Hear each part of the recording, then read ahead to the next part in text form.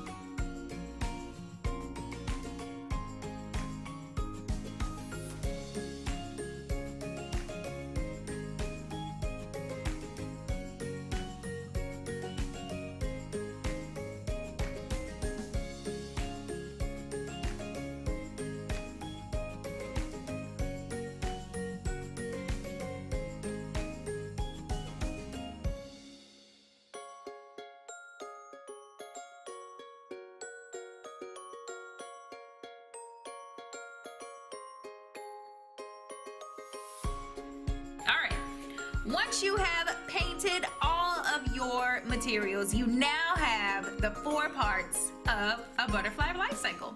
You've got the egg, to the caterpillar, to the chrysalis, into a beautiful butterfly. Stupid time!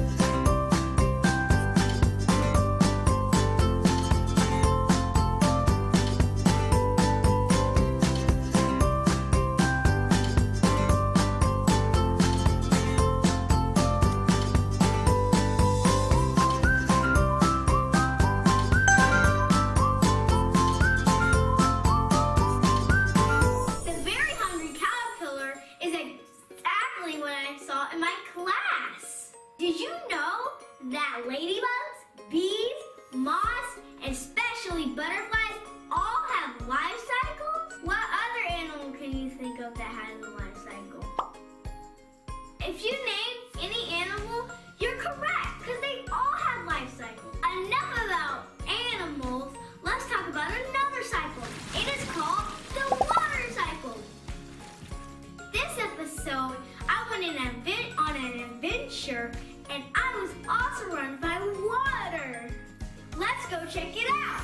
Once upon a time, there was a little girl named Kaylee. One day, her mom had a great idea. Let's go to the aquarium. So they clicked on the elevator, and they raced to the aquarium.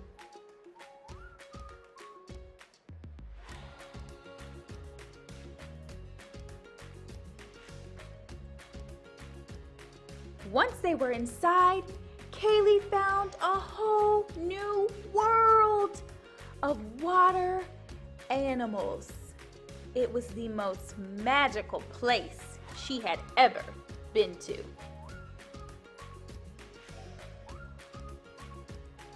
She discovered a world of sharks.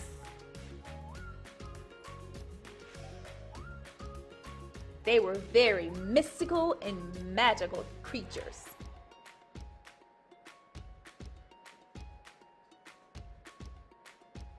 She also saw bubbly beluga whales.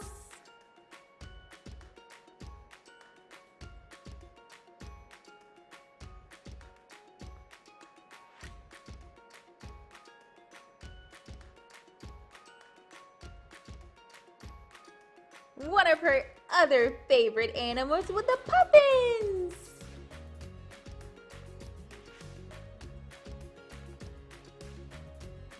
The coral reef animals were her favorite.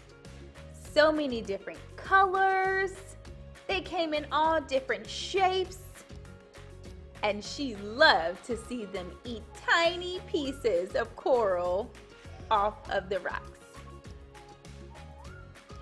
Wow! An entire school of fish!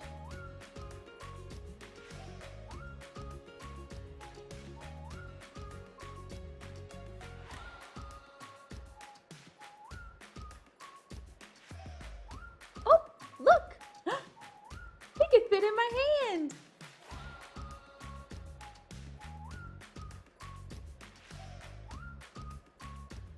The ocean is so full of amazing creatures Kaylee found. She loved to see them swim and explore the water around them.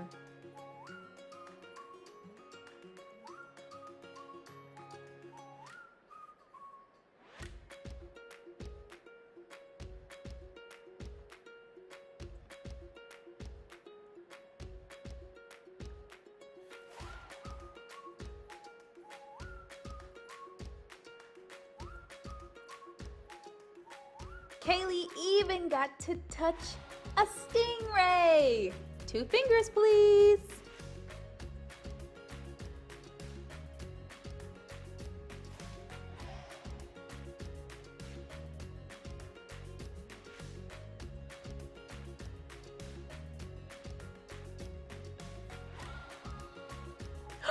Oh my gosh, oh my gosh. Look, there's penguins.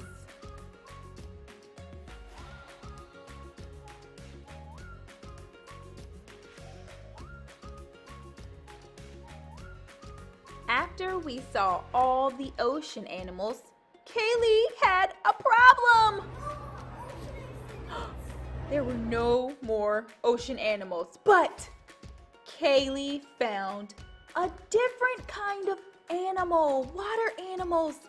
She discovered freshwater animals that live in rivers, lakes, streams. She was so excited to go see these new freshwater friends.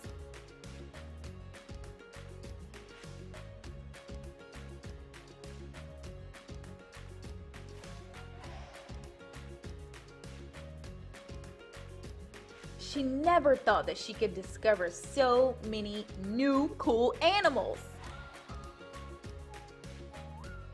Look how they go.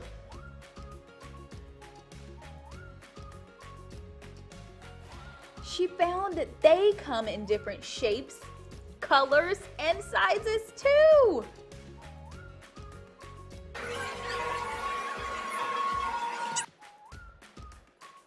Oh, look at our tiny friend. Freshwater animals are so amazing.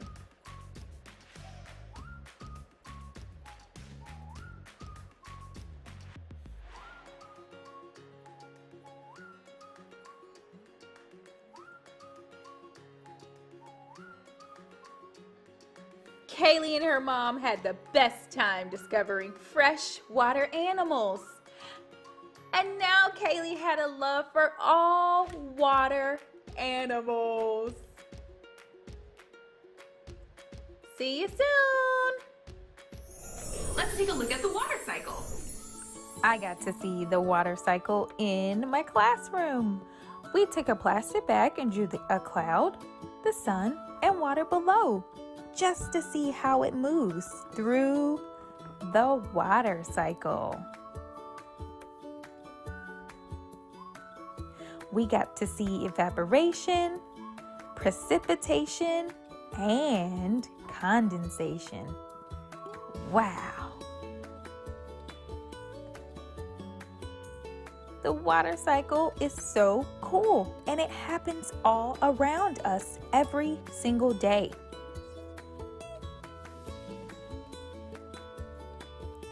You can try this experiment at home to see the water cycle too. I hope you enjoyed that adventure, and I also did a fun craft, and you get to see it again right now. Did somebody say create? I love to create. Let's create! Let's start by gathering our materials.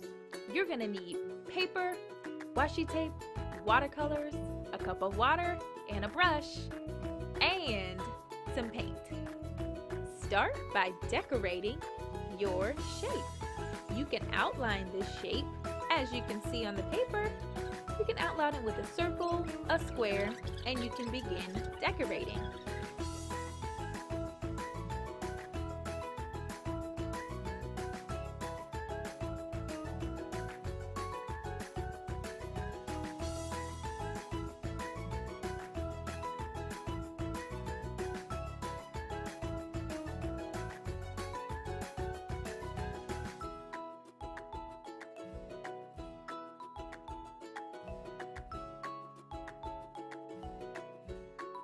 Once you have your lines for your tape, you can start to paint in between the lines to add a little more creation and more decoration for your watercolor card.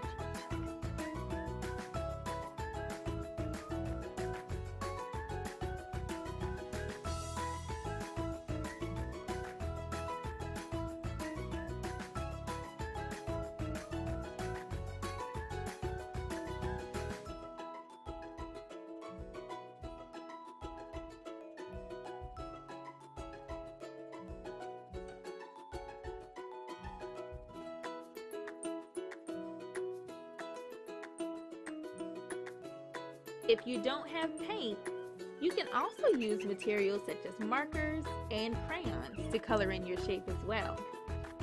If you don't have watercolor paper, you can use a paper plate. And you can also draw any other type of shape that you'd like. We chose a square because it's just one of our favorite shapes, but you can use a circle, a triangle, a heart, or a diamond.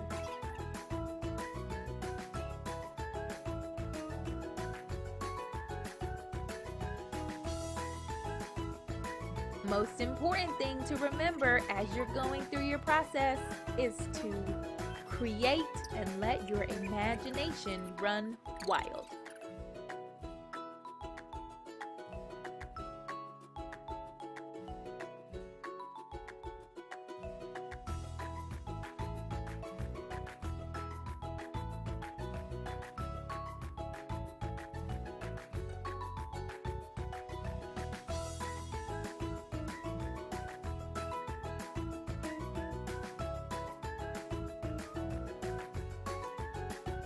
Look how Kaylee's mixing those colors.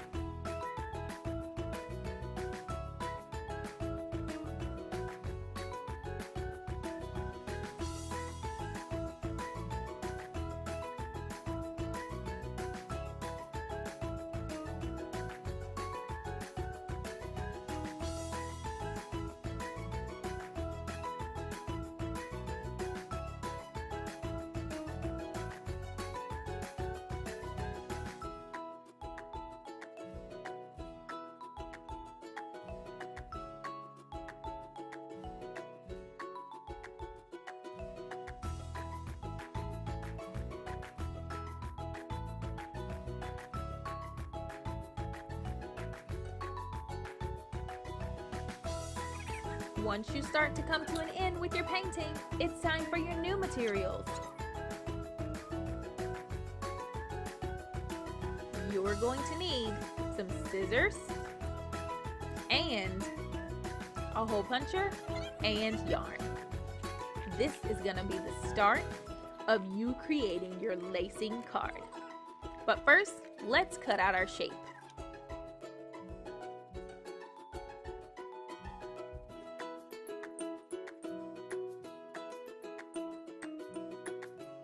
Next, let's take our hole puncher and we'll begin to make holes all around our shape. This is what we're going to use to lace our yarn through.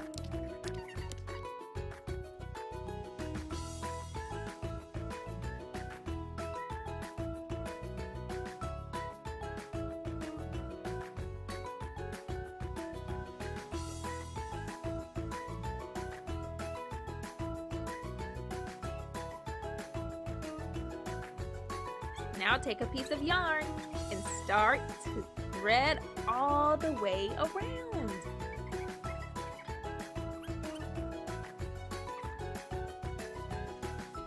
If you need some help, just ask a grown-up that you have nearby.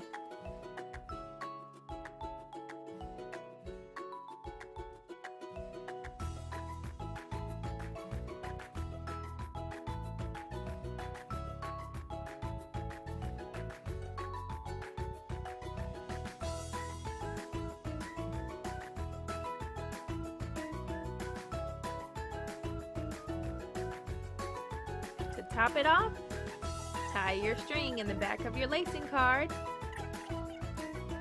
And you're done! Now you have a beautiful watercolor lacing card. I hope